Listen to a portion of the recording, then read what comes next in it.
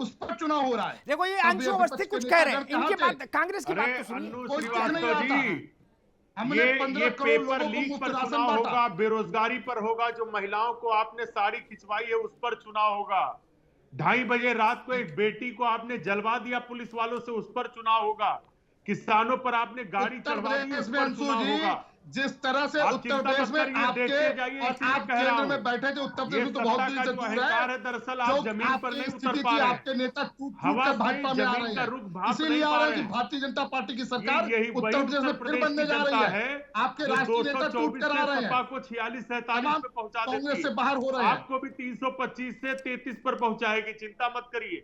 देखिए, 50 ये से आपने नीचे पिछले सीटें गठबंधन भारतीय में जनता देख लिया पार्टी है। की आने जा हम रही है। जितना 325 थे, हम 350 आने वाले हैं, क्योंकि जनता हाँ देख रही है कि हाँ काम भारतीय जनता पार्टी ने किया है, मुख्यमंत्री योगी आदित्यनाथ ने किया अच्छा है, एक बात बताओ भाई, प्रधानमंत्री कपिल मोदी जी ने, श्रीवास्तव, मुख्यमंत्री योगी आदित्यनाथ जी ने जिस तरह से माफिया राज, गुंडा राज का सफाया किया है, थानों में अपराधीकरण खत्म किया है, नहीं नहीं देखो, थानों में लल्लू पंजू राजनीतिकरण के खत्म किया अपराधीकरण है। खत्म करने से कुछ नहीं होता कि रामलाल को बंद कर दिया कि ननकू को बंद कर, उससे नहीं, मैसेज जाता है बड़े से। उसी में मुख्तार अंसारी, हाँ, बाकी आपने 10 बंद किए, चोर और चार गिरे कट हमारे बंद किए, मित्र उससे कपिल क्या सिंह फर्क ने भी पड़ता है? अपनी बात में कही, जी अभी उन्होंने उदाहरण दिया जी कि किस तरह से उस परिवार को बढ़ाने का काम सपा के लोग अभी से करना चालू कर रहे हैं, कुछ उदाहरणों के माध्यम से।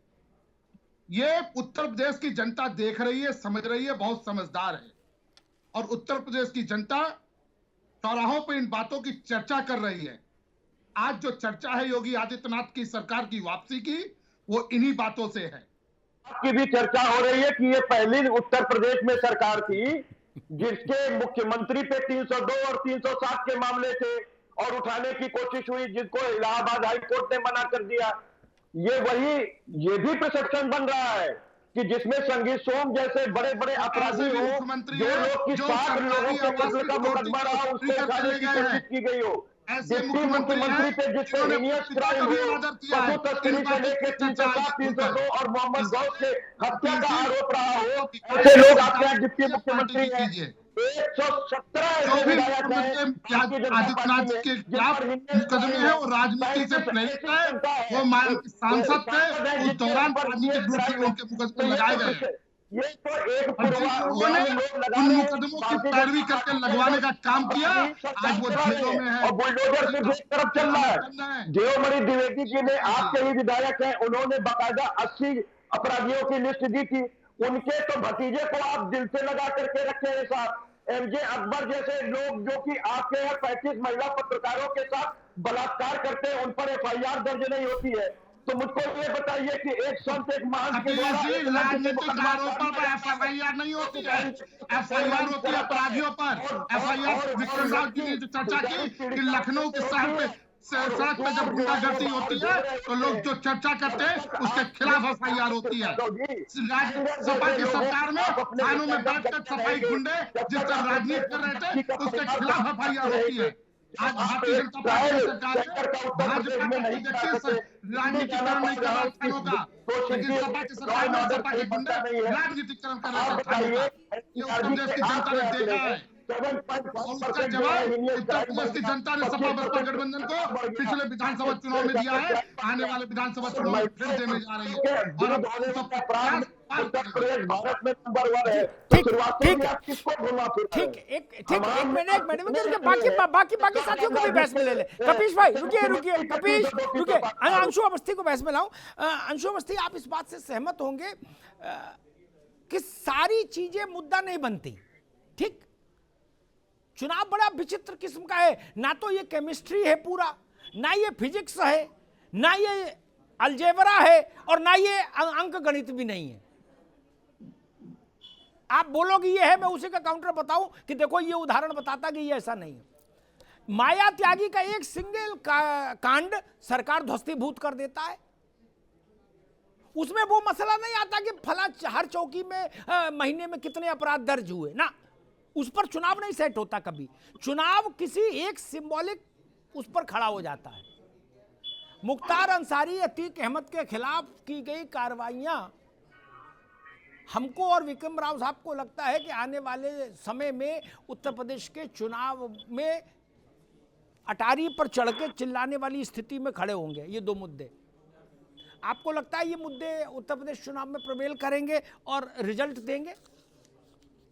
देखिए अमिताभ जी, आपने बहुत अच्छी बात कही कि चुनाव सिंबॉलिक होता है कहीं न कहीं कुछ इशू पे, और मैं आपकी बात को थोड़ा सा और डिटेल में कहता हूं जी।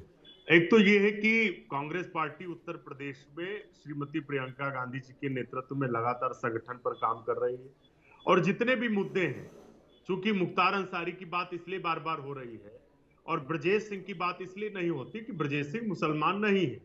ब्रजेश सिंह भारतीय जनता पार्टी के अहम हिस्सा हैं, उनके भाई को भारतीय जनता पार्टी टिकट देती है, चुनाव लड़ाती है, तो निश्चित तौर से ये धार्मिक ध्रुवीकरण की राजनीति की कोशिश भाजपा की है, क्योंकि जब ये हर विषय पर फेल होते हैं तो ये उसी पर जाकर खड़े होते हैं, किसी के सहारे हमको किसी तरीके से ग्रेस मार्ग लाने। उत्तर प्रदेश में इसीलिए कांग्रेस पार्टी, प्रियंका गांधी जी ने फर्स्ट डे से, हमारा मैनिफेस्टो नहीं आया, उससे पहले से हमने जो प्रतिज्ञाएं हैं उत्तर प्रदेश के लोगों के लिए, उसी मुद्दे पर हम चुनाव को लेकर जा रहे हैं। ये पहली बात।